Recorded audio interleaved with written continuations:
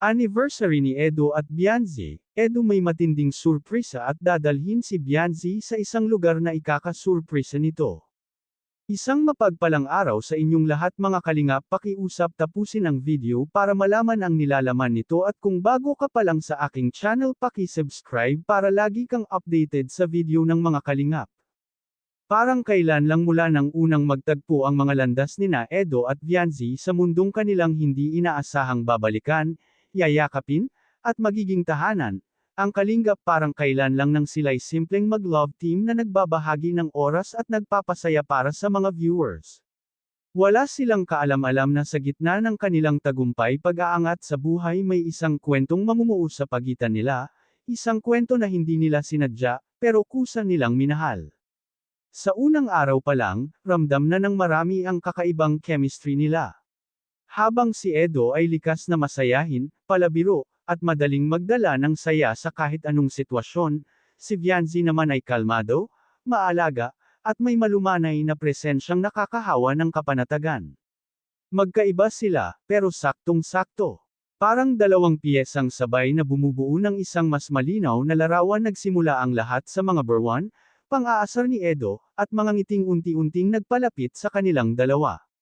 Hindi inaasahan ng lahat na ang 2 taong halos estranghero sa isa't isa ay magiging isa sa pinakaminamahal na love team sa kalingap at paglipas ng mga buwan, dumami ang projects na magkasama silang humawak, mga outreach program sa malalayong barangay, feeding missions, gift-giving para sa mga bata, at pati na mga simpleng araw ng pag-iikot upang kumustahin ang mga taong natulungan na nila noon.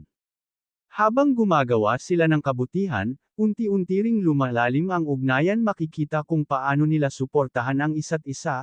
Kapag napapagod si Bianzi, si Edo ang unang mag-aabot ng tubig at magbibiro para mapagan ang araw niya. Kapag naman nalulungkot si Edo o may pinagdaraanan, si Bianzi ang tahimik na nariyan, nakikinig at nagbibigay ng lakas ng hindi na kailangan ng maraming salita. Sa bawat content na nailalabas nila, mga kulitan, lambingan, asaran, at kahit ang mga tahimik na sandali, nakikita ng supporters ang totoo at natural na koneksyon na wala sa pilitang love team. Hindi ito ginawa, kusa itong nabuo, at dumating ang 2 taon ng anibersaryo. Ibang level. Mas malalim, mas matatag, mas puno ng dahilan para magpasalamat.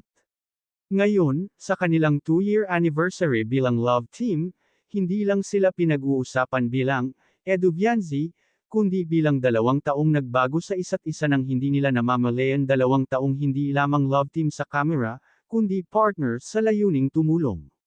Sa espesyal na araw na ito, binalikan nila ang lahat, ang unang project na magkahiwalay pa silang nahihiya, ang unang beses na sabay silang nag-vlog. Ang unang panahon na tinawag silang love team ng kalingap, at ang mga pagkakataong muntik na silang sumuko sa pagod at sa mga pangbabash ng mga tao pero nagpapatuloy dahil alam nilang mas mahalaga ang kanilang love team at maraming viewers ang natutuwa sa kanila. At habang nakaupo sila sa maliit na kubo sa isa sa pinuntahan nilang barangay, nagkwentuhan sila tungkol sa 2 taong lumipas.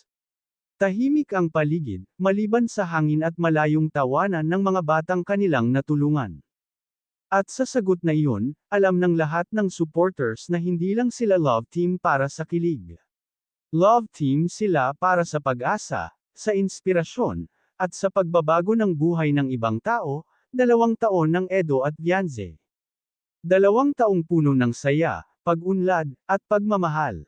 At habang patuloy silang naglilingkod, patuloy ding umaasa ang mga taong nagmamahal sa kanila na marami pang taon ang kanilang pagtatambal, sa kalingap, at saan man sila dalhin ng tadhana.